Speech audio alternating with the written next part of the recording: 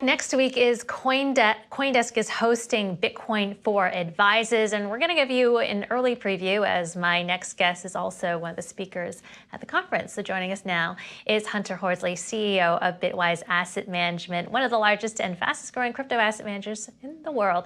Hey there, Hunter. So taking a look at Bitcoin again. Hey, Christina.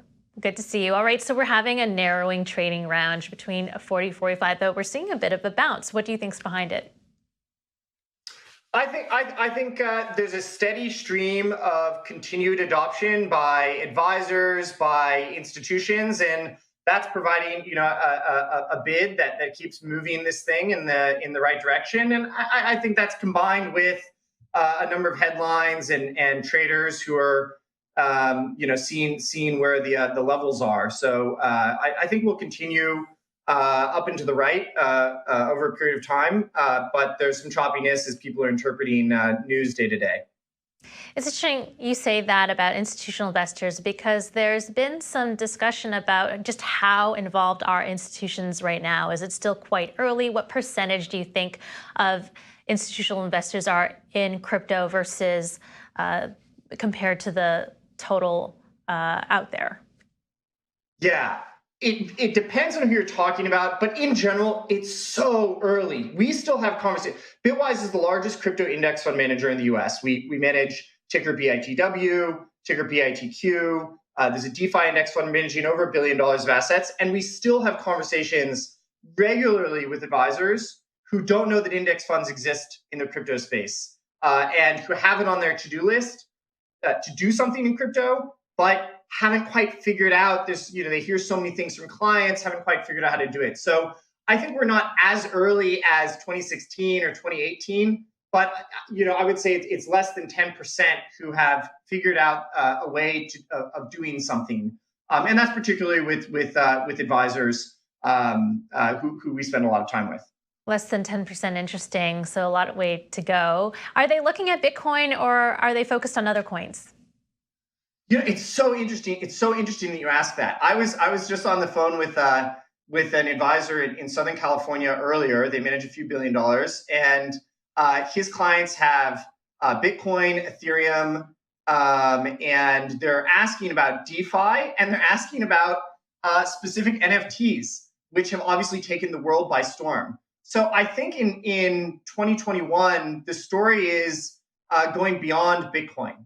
I think for a lot of advisors and a lot of investors, they've been chewing on Bitcoin for a while, and they're now hearing about the world outside of that. And of course, crypto today is over a $2 trillion asset class, and over $1 trillion of that is things other than Bitcoin. So people are naturally very interested and hear a lot about it. And again, there's this advisor whose client is asking them if they owned any loot, which is a recent NFT phenomenon that you might be familiar with. They're into NFTs, so wow, the very groundbreaking. Well, so that's the thing. They're hearing about it. The client is asking, right? The client had a conversation with a friend, and then had their check-in with the advisor and brought it up. But the advisor doesn't own loot on behalf of the client. Is just yet another, I think, installment in the never-ending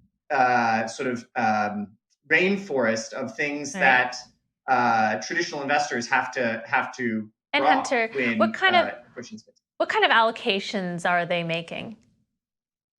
Yeah, we see categorically two types of allocations. There's sort of the first ticket, like, all right, I'm going to test the waters, and that tends to be a very small, $25,000, $100,000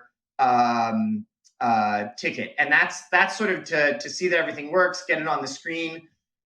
As people then journey in further, we work with over 250 firms today, I should mention, over 2,000 high net worth individuals, family offices. Of course, they're the publicly traded vehicles, BITW and BITQ, which anyone can own. But once they've sort of placed that first trade, we then see people winding up in the 1 to 10% range. And I would say most are really in the 1 to 3% range, with some who are choosing to concentrate more in the space. And are they long-term holders, or do they get spooked by the volatility?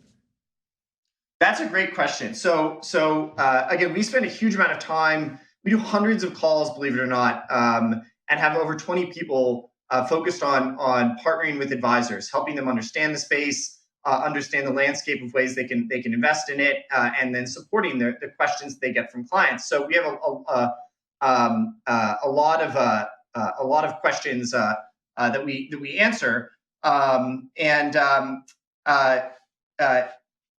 I would say that they're generally very long-term oriented. So while they're hearing about news, while many people in crypto are trading, either professional traders or sort of trading as a hobby or for some amount of fun, the advisors and our clients tend to be very long-term oriented. We rarely see them once they've decided to put the allocation in. We rarely see them take it off.